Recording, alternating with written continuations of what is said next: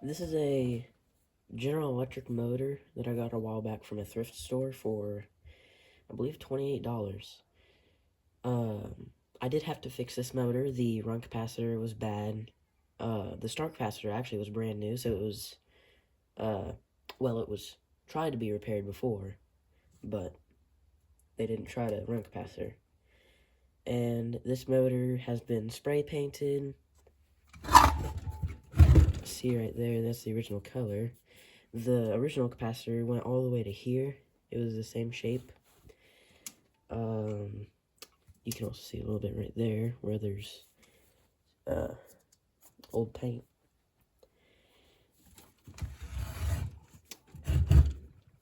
It is a compressor motor. It's I think 1 horsepower.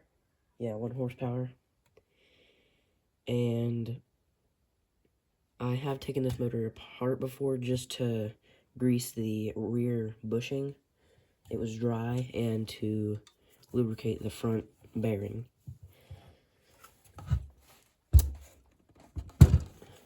One thing I noticed is the data plate right here and this switch is upside down.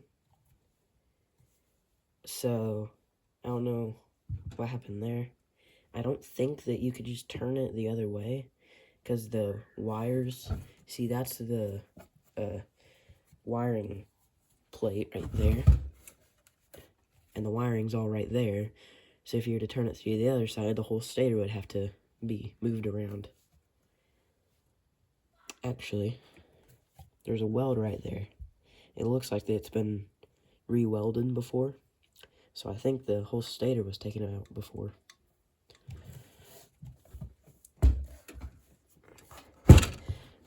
This motor does have a centrifugal switch, or some people like to call it a centrifugal clutch.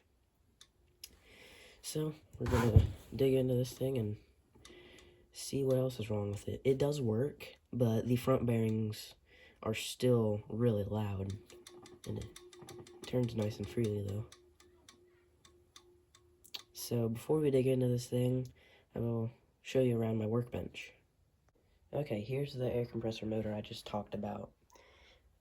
This is a PSC motor that I got a while back. It does not have a mount. I think it's because it's a Y-frame motor. Like, that's the same motor from the other one, and it has a weird mounting frame, and that's a blower.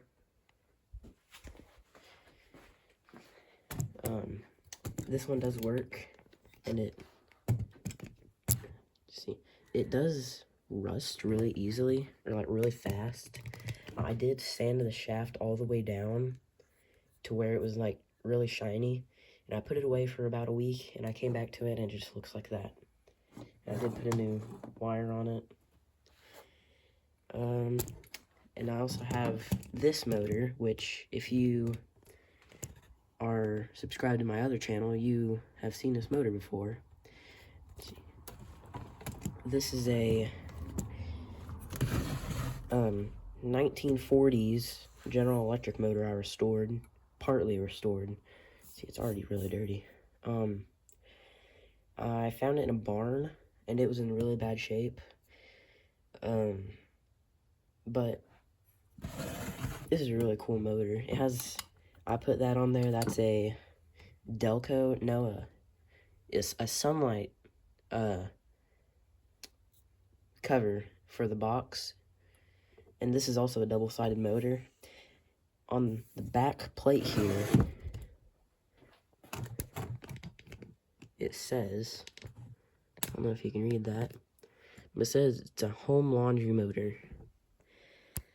And I have the original pulley that goes on this side. This is a pulley that came off of this motor.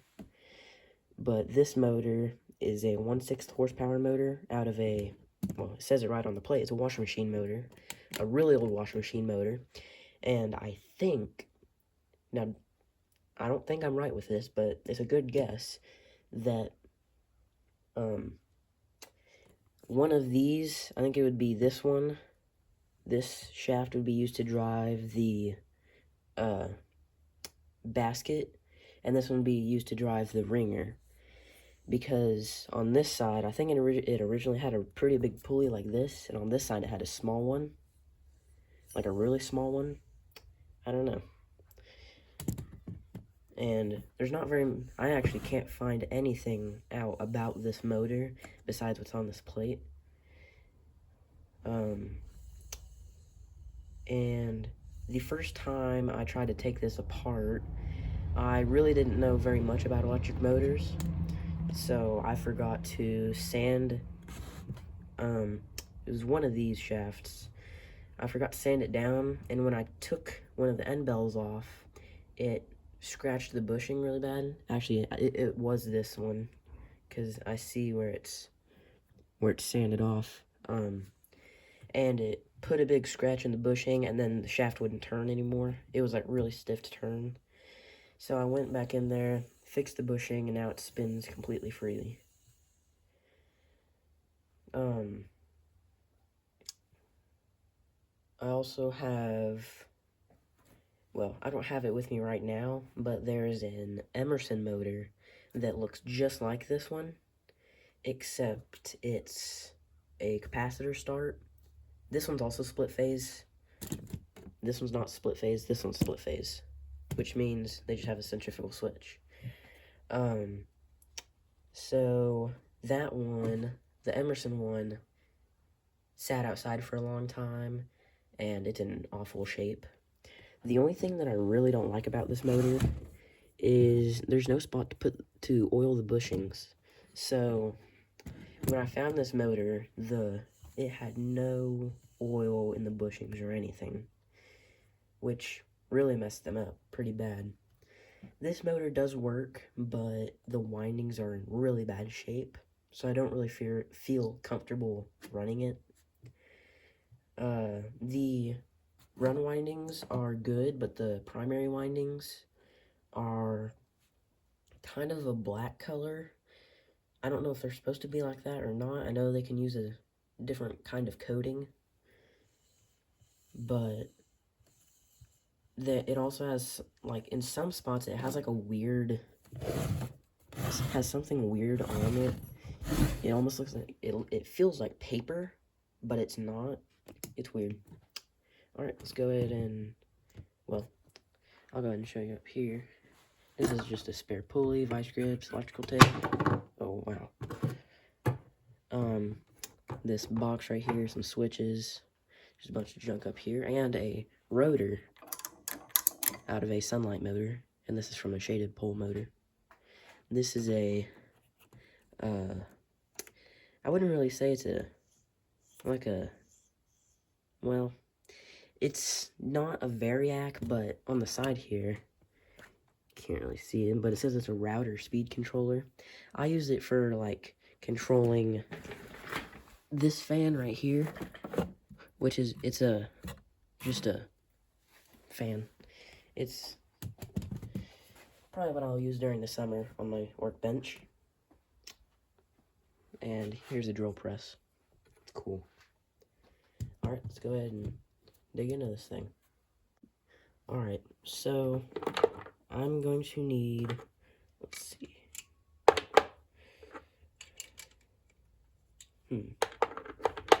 I don't remember what size it was. Oh, I thought that didn't fit. That's loose. I didn't leave it like that. I totally didn't.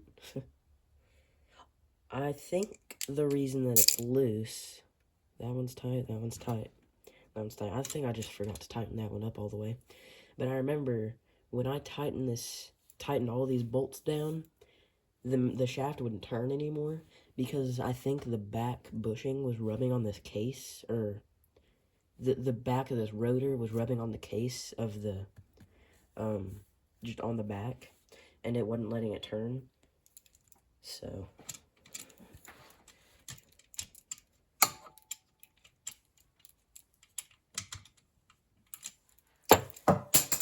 dang it. Okay.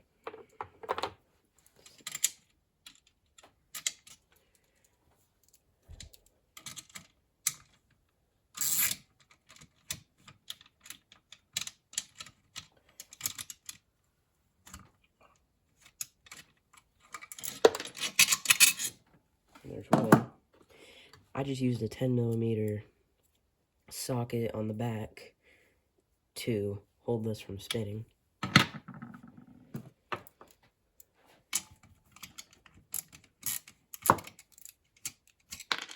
Well, that one came off easy.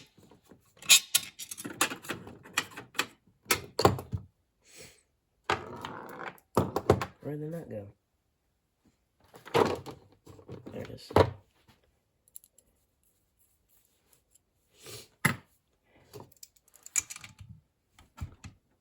That one was tight.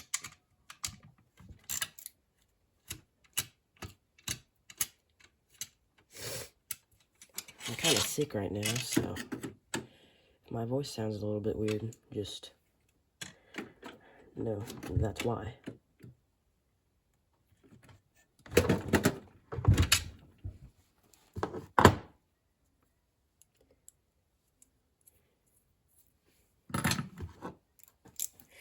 When I first got this motor, I wired it up and it wouldn't, like, it would just set and hum and draw a bunch of amps.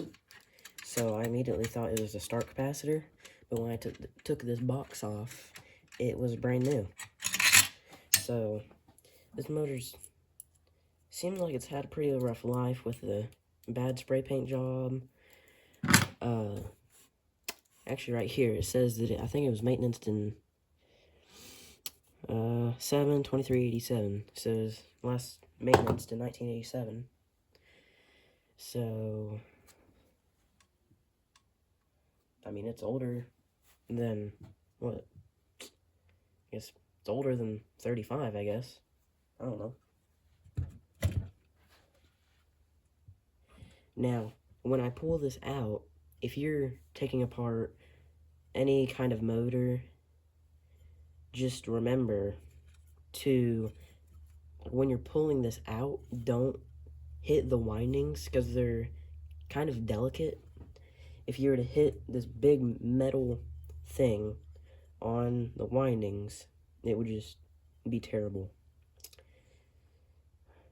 Another thing that I should have done is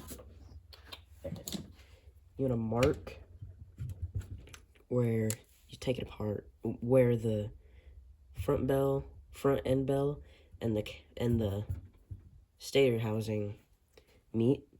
You want to mark that, because if you get them mixed up, it'd be pretty hard to figure out to match these two holes. So I'm gonna hold this back here and pull it. There. Alright. Here's the stator. There's your centrifugal switch. It's the springs on it are very stiff because it's such high RPM motor. If it were to disengage the start windings at a low RPM, it would just be hard on the run windings. See, I guess that'll stay there. I set the rotor and everything up here. It'll just be down here, I guess. Alright, so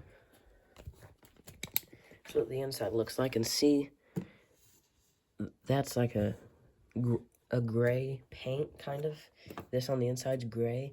That's the original paint that came from the factory. And if you look way back there, that is the actual centrifugal switch that disconnects the start windings from the run windings.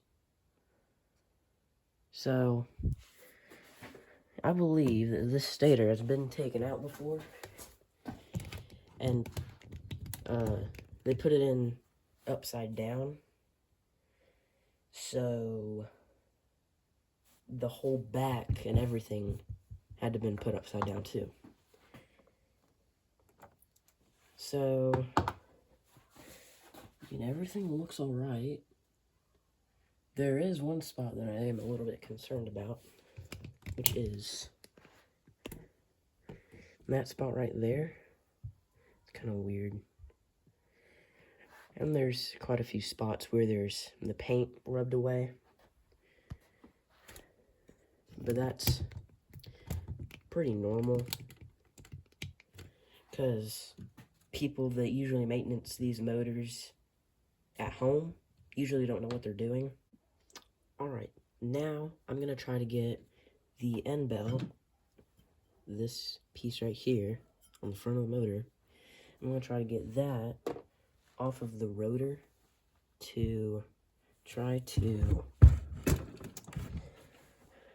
see if I can get better access to the bearing.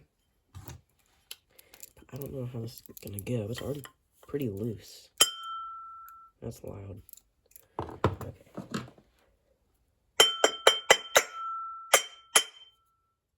Yeah, it's not coming off. Not without a puller. Alright. Yeah, I just realized that probably won't come off unless I have something that will really force it to come off. The back grease on the bushing still seems really good, so I think I'm going to leave it how it is. I use this 3-in-1 oil. I just got it from Walmart. Before, I found just a little bit left of some 3-in-1 oil. I think it's said it was made in 1968. It's a long time ago. So, I think now we're just gonna put it all back together. So, I mean, I still feel the front bearing's still like really loud. It's okay. I never really use this motor anyways. Like I said before, you have to be careful when taking out the rotor or even putting it back in. Still can be really bad for your motor if you somehow mess it up. I'm trying to see. There's supposed to be a notch where the motor locks in to the place. It's this one.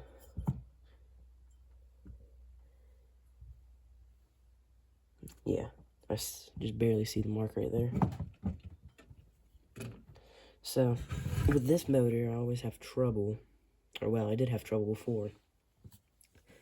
When I try to put this rotor back into place, this rear end bell always tries to come out. So I'll have to hold it in place like that, and then just squeeze them together. There. Nope, nope, not there. Nope.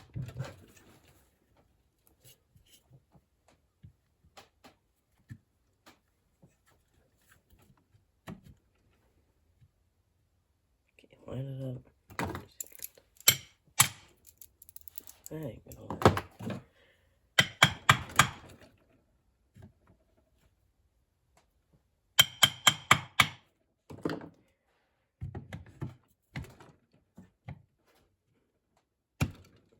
There we go. See, it's not really spinning free. Alright. I think I know why. We're gonna go ahead and put it back together anyways.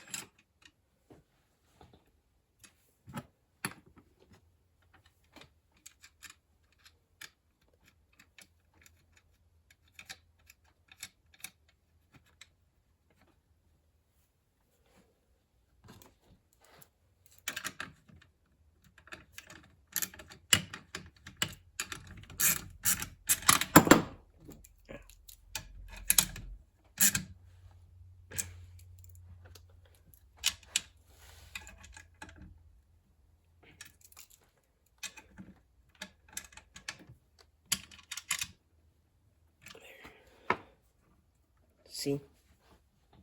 It's not turning.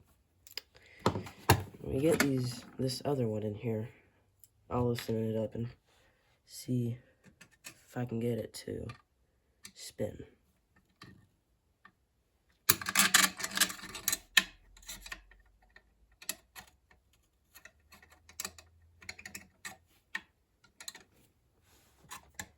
Let's see here.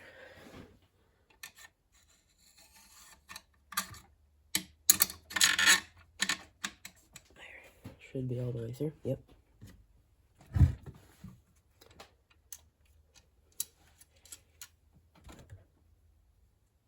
Oh, that was a close one. Another tip. If you're trying to tighten up or take anything off anywhere near this back here, anywhere near this opening, just make sure you don't drop anything in there, because you're going to have to tear the motor all back apart. I've never had that happen to me before,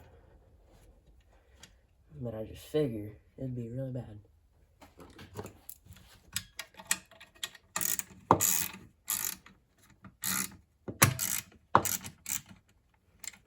Did you see that pop? Now it spins.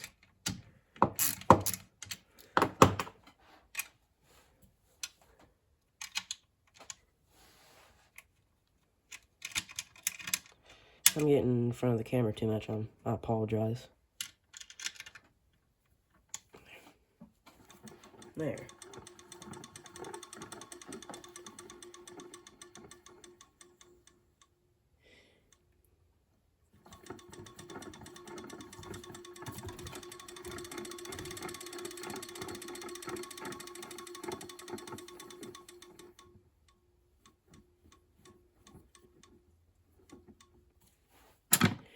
That clicking sound you hear is the centrifugal switch in the, actually, I don't know if it is a centrifugal switch or not. I think it is. Hold on. Yeah, I feel it touching the contact. There's these, like, little cutouts in the centrifugal switch. I don't know why there are, but it makes that clicking sound.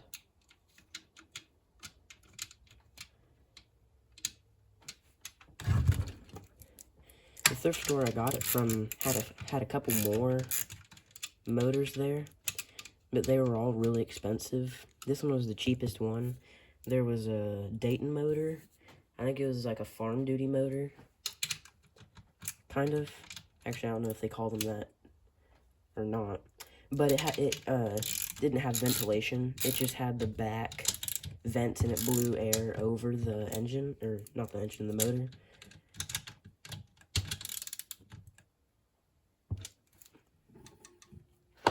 And it kept it cool. The reason you don't want vents on like a farm duty motor is farms are usually like very dirty.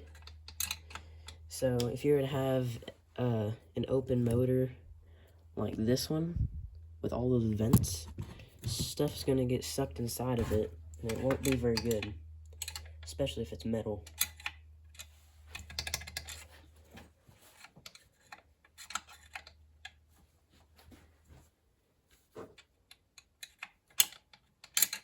The last one's not wanting to go in.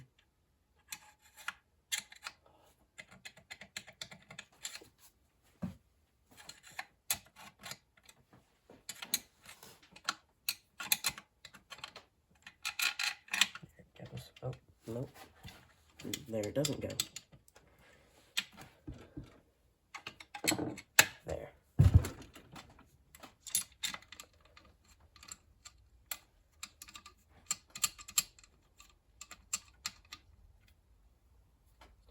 If you're wondering why it's on this wood base, when it runs, or just when it starts, it tries to move everywhere. So, see, this one has that base, and that motor over there has the base. That one doesn't have one because it doesn't have a mount. Because when they start, they try to, like, tilt. And this one, when it didn't have that wooden mount, it it did almost fall over a couple times. For this motor over here, this one's an Emerson motor. It's a 1/2 horsepower. Like I said, it's a PSC motor. And it's a 1050 RPM motor, so it's pretty slow. I got this mount over here from a Baldor industrial motor, which was burnt up. So I figured this one actually fits this one. It's just too long. Like, these right here are perfect. And it kind of matches the color. Here.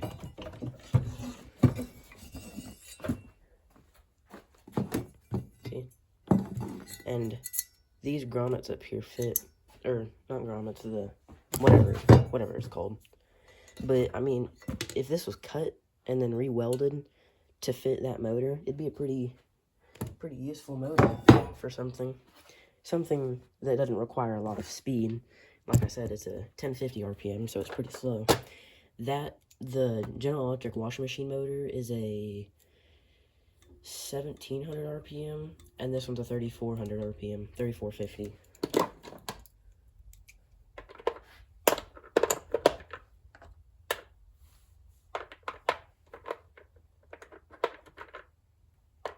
Got those switched around.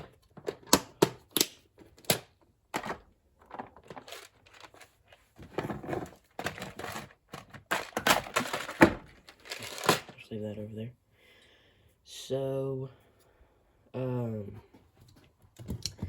I may be getting a new motor.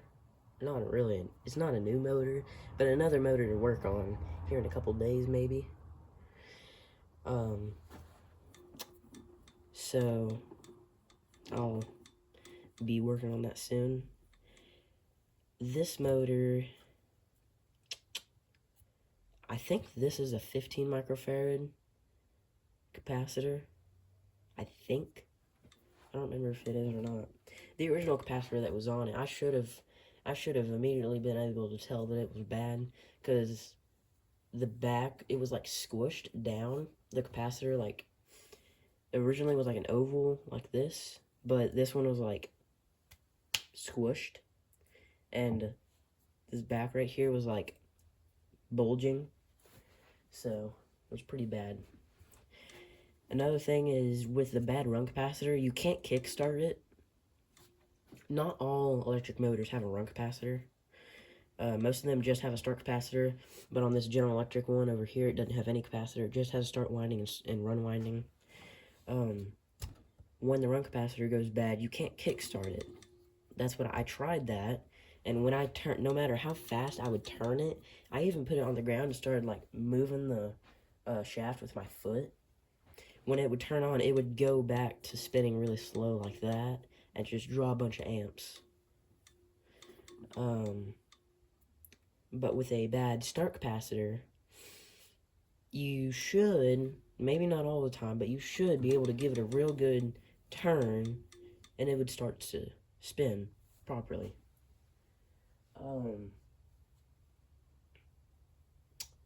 On a motor like this, on the other hand, on this one right here, without a start capacitor, if it won't start, you either have a bad or a dirty centrifugal switch, or your motor's just burnt up. Or, well, not burnt up, but in some way, the start windings aren't getting power. On a permanent split capacitor motor, like that one right there, it doesn't have a start and run winding. It has both windings at the same time. This guy, what are you doing?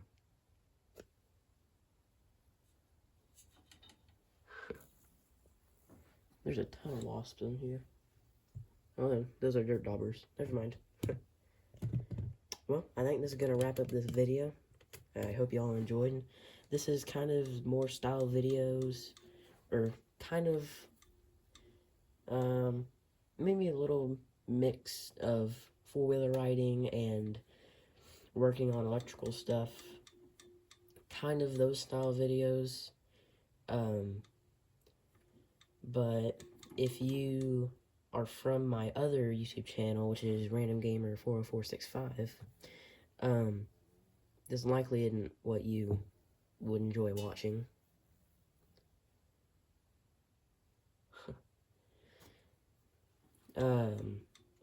What else? Another thing, this does not have the key in it, like for the keyed shaft, doesn't have that. But all the pulleys that I have, there's a big tote of pulleys, in a barn. Actually, it's the same barn that I found that motor. There's a big box of pulleys. Most of them are this size, and there were a couple that were this size, which were the the dirt doggers keep flying at me. This size, which fits that one over there. But none of the pulleys down there at the barn have the key with it, which wouldn't really make sense. It should be with the motor.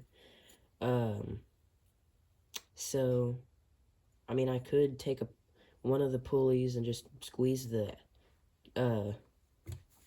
one of these into the keyway, which would mess it up pretty bad, but it would work. Not for long, but it would work for a little bit.